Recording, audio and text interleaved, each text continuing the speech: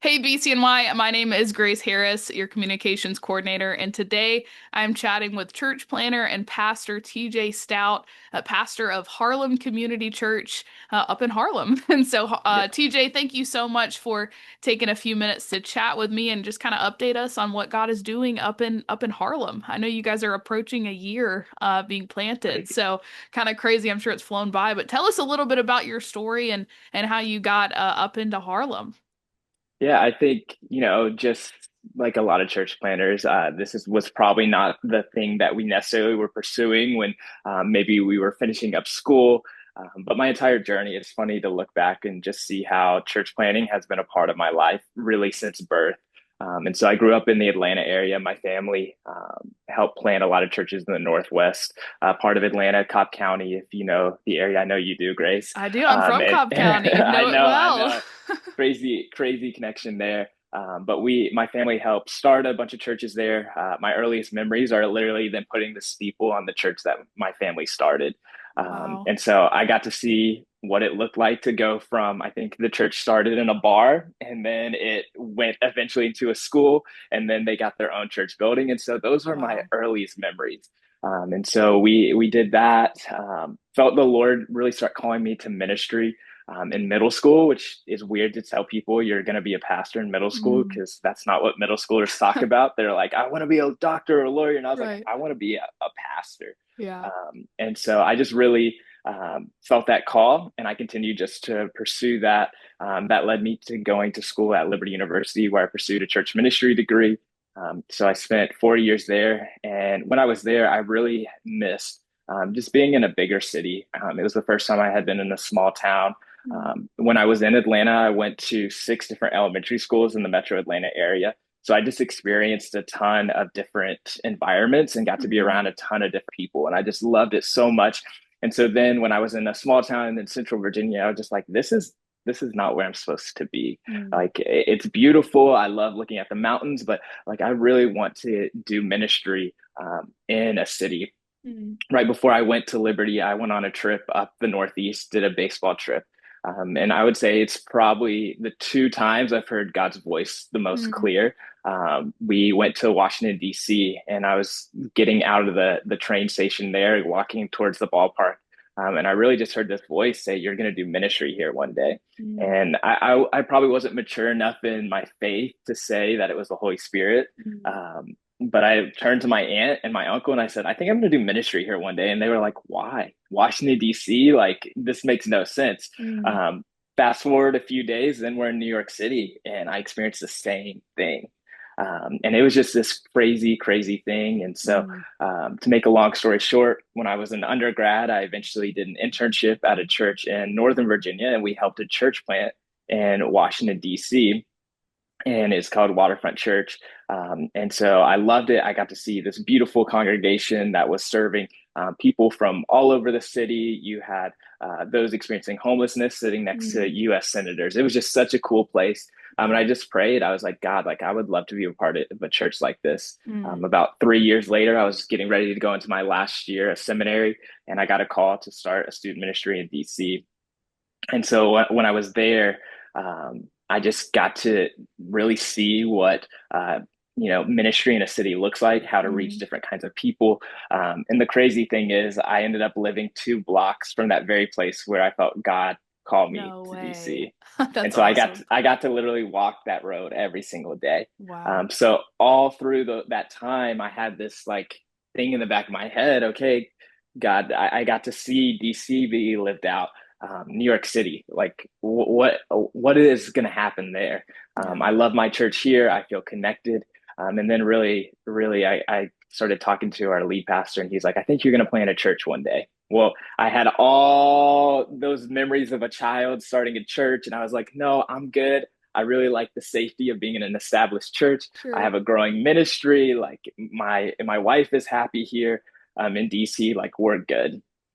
And then it took one Sunday, and it took about six different individuals coming up and asking the question when we were going to plant a church. And so at that point, Wow. my wife and I, we just prayed and we said, okay, God, like if you want this for us, we want you to make it clear to us. Mm. So we weren't going to talk to any family, any friends. We were just going to spend time in prayer. Mm. and it took probably about 4 days for us to finally just make eye contact with each other. And my wife and I, we just like, we know this is what we're supposed to do. Wow. And so we started to kind of lay the groundwork and start developing a plan with our sending church, what that looked like. Mhm. And so then, of course, COVID hit, and so that messed up a lot of our Right. plans. But really, we had been just coming up here for about three years before we ever moved up here, just trying to see which neighborhood, to see where God wanted us to be. And so when we eventually moved here, we already had a lot of connections. We already understood a good amount about our neighborhood just because we were able to take the train and come and visit it. Right. And so it was really nice just to move here and it to feel like home pretty quickly. Wow. Well, that's awesome. I definitely know. I mean, by the way, what is your Instagram handle on your church? Because it's a Yeah. great follow. I feel like everyone Yeah. looks like their family at your church. I mean, that's what we really go for. It's at hrlm.church. And so Erica runs our social media. She does a great job with it. And so that's what we want. We want people to look at our Instagram and to know what they can expect when they come on a Sunday. And so I appreciate you saying that. Yeah, absolutely. Anyone who's listening and they're, how do I start an Instagram? What should it look like? I highly recommend following Harlem Community. It's a great follow, like I said. But TJ, you've been here for I think you've been here over a year, Yep. 14 months, but your Yep. church in September is going to be a year. So can you tell us a little bit about the neighborhood that the church is planted in and kind of what the demographic looks like? Yeah. Well, I think our neighborhood, because we are north of 125th, so between 110th and 125th looks a little bit different in Harlem. Demographics with Columbia University and some gentrification have really changed the neighborhood. At 135th, though, it still feels a little bit like what everybody tells me, old Harlem. There's Hmm. still a lot of families. Most everybody in our neighborhood was born and raised in Harlem or in New York, and they moved. But we're beginning to see a lot of our church families moving out of the neighborhood because the cost of living is going up. But our neighborhood, it's a very interesting place because we have the Harlem Hospital to our east. Hmm. Across the street, we have the YMCA, which has some temporary housing.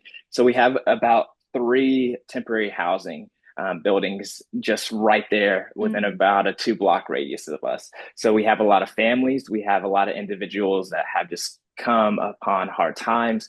Hmm. And so when we were planting our church, specifically in our building, we kind of focused on that. We wanted to reach families because we still Hmm. have a ton of families. And so how do we come alongside those?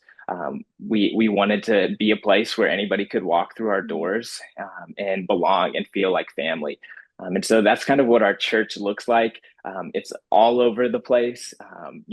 Truly, I like to say I'm probably the worst representation of our church. I mean, when you walk in, you truly see the nations. Wow. And some of that was just even who the Lord brought with us to start the Hmm. church.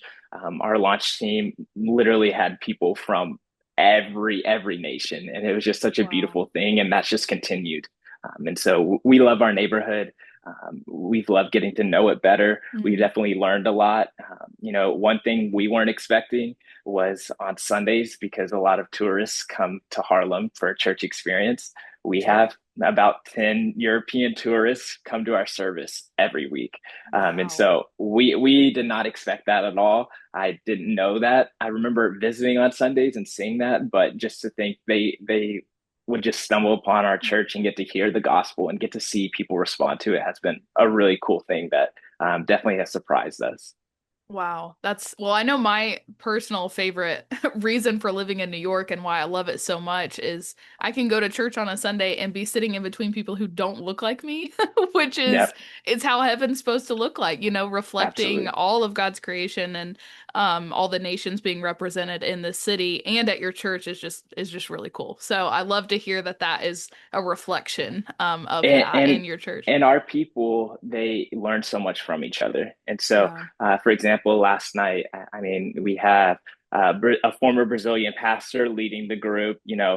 We have people from different Latin American countries. We have people from different African countries, and so their spiritual upbringing is so Mhm. different. And so because of that, their stories sometimes, those that were born, in the US, and their eyes get this big because they're hearing things and hearing about what their church looked like and what they had to navigate. And it encourages all of us. We are just learning and growing so much. And I think with that, you definitely have to fight for unity. But when you keep Right. Jesus the center of everything, it's pretty easy. Absolutely. Oh, that's amazing. Well, I think I have gathered some prayer requests just from what you shared, but tell us specifically how we can call our churches and ask them to pray for you specifically.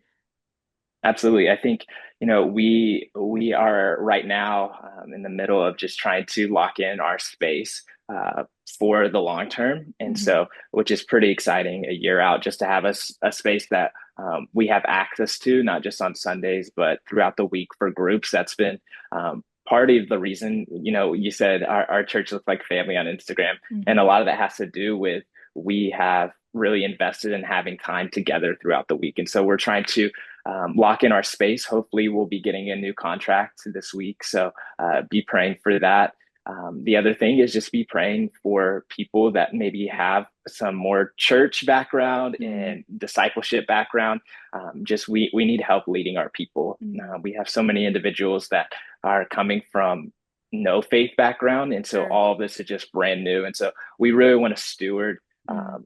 the relationships that we have. We want to help disciple our people, and so we've adjusted and tweaked some of our strategies just to make sure we're doing that well. But I think it'd just be great to have more people come alongside us and just help disciple. And that could be people moving into our context that we can just plug in and play. And some of that is just people that we've even been discipling now for a year, Mm. that maybe you'd be like, ooh, are we really ready to put them into that seat? And sometimes you have to, right? Mm. You can help them, you can bring them along, and you may be like, they may not be ready yet, but let's give it a shot. Let's, give them some guardrails where they're not going to fail, they're not going to say anything Sure. crazy. But let's put them into maybe some leadership positions now and just get to see how God uses them and grows them.